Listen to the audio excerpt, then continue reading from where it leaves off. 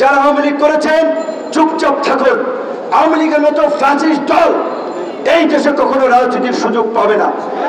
15 বছরে পুরো প্রশাসনকে শেখ হাসিনা তার চাটুকার, দালাল, দুর্নীতিবাজ, নৈতিকভাবে বিচ্যুত তাদেরকে দিয়ে প্রশাসন সাজিয়েছে।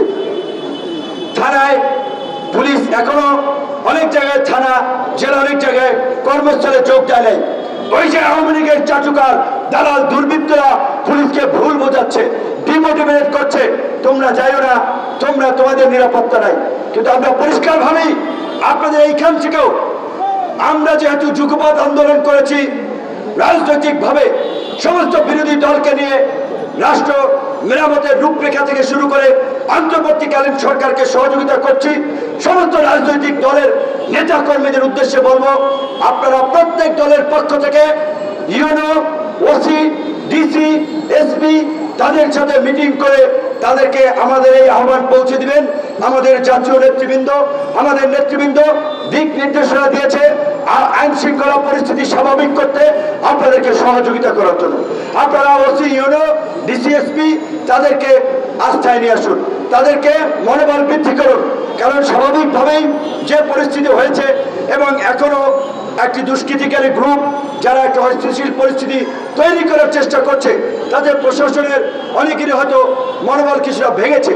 আবার যারা দুর্নীতি লুটপাট করেছে তারা তো জানে তাদেরকে বিচারের মুখোমুখি হতে হবে, তাদেরকে চাকরিচ্যুত করা হবে। কাজেই ওরাও প্রশাসনের মধ্যে নানান ধরনের অস্থিরতা তৈরি করার চেষ্টা করছে। গতকালকে আমরা স্বরাষ্ট্র উপদেষ্টাকে বলেছি, গত 15 বছরে যারা পদোন্নতি পায় নাই, পদ বঞ্চিত ছিল, বাধ্যতামূলক অবসরে গিয়েছে কিংবা অন্যায়ের শিকার হয়েছে, তাদের প্রত্যেককে সকল সুযোগ সুবিধা সহ চাকরিতে পুনর্বহাল করুন। এবং একই সাথে পুলিশি ব্যবস্থা যদি সক্রিয় করা না যায়, আইন শৃঙ্খলা পরিস্থিতি স্বাভাবিক করা ডিফিকাল্ট হবে। সেই কারণে আমরা দাবি জানিয়েছি দ্রুত সময়ের মধ্যে প্রয়োজনে আরো নতুন পুলিশ নিয়োগ দেওয়া। একই সাথে আমরা বলেছি যে সমস্ত জায়গাগুলো ঝুঁকিপূর্ণ রয়েছে, পুলিশের মনোবল বৃদ্ধি করার জন্য ওই সমস্ত থানায় প্রয়োজনে 10 কিংবা 20 জন সদস্যের একটি সামরিক বাহিনীর টিম ওখানে দিয়ে দেওয়া। আশা করি সেটির প্রয়োজন হবে না। কিন্তু এই সরকারের জন্য আমরা যেটা বলেছি, দুটি এই মুহূর্তের বড় চ্যালেঞ্জ, একটি হচ্ছে আইন শৃঙ্খলা পরিস্থিতি স্বাভাবিক অবস্থায় ফিরিয়ে এনে রাজনৈতিক স্থিতিশীলতা প্রতিষ্ঠা করা, আরেকটি হচ্ছে অর্থনৈতিক গতিশীলতা ধরে রাখা। কাজে এই জন্য আমরা যেটা বলেছি, এই সরকারের অনেকেরা কেউই কোনো রাজনৈতিক দলের সাথে ছিলেন না, তাদের অনেকের রাষ্ট্র পরিচালনার অভিজ্ঞতা নাই। কাজে আমরা তাদেরকে এখানে বসিয়েছি, তারা আমাদের মনোনীত সরকার, সুতরাং তাদেরকে সব ধরনের সহযোগিতা আমাদেরকে করতে হবে। দু একজনের কথা শুনেই রিয়াক্ট করা যাবে না, ক্ষোভ দেখানো যাবে না, একটু সময় নেন, তাদের কার্যক্রম দেখেন। আমার দৃঢ় বিশ্বাস, আমরা যে আস্থা এবং বিশ্বাসের জায়গা থেকে তাদেরকে সরকারে বসিয়েছি, তাদেরকে দায়িত্ব দিয়েছি রাষ্ট্র মেরামত করা, রাষ্ট্রের কাঠামোগত একটা গুণগত পরিবর্তন করা, রাজনীতিতে একটা ইতিবাচক পরিবর্তন আনা, সেটি তারা করবেন।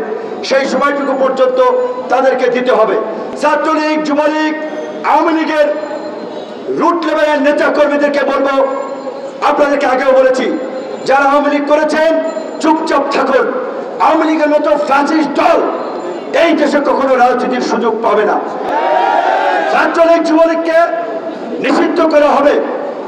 আপনারা যদি ওই যে বরগুনা কিংবা গোপালগঞ্জে ওই যে যারা লাফালাফি করছে তাদের মতো আস্ফালন দেখানোর চেষ্টা করেন, যেহেতু এটা গণ-অভ্যুত্থানের সরকার, এখন পর্যন্ত পুরোপুরি আইন শৃঙ্খলা পরিস্থিতি স্বাভাবিক হয় নাই, কাজেই দুর্বৃত্তদেরকে প্রতিহত করা জনগণের দায়িত্ব।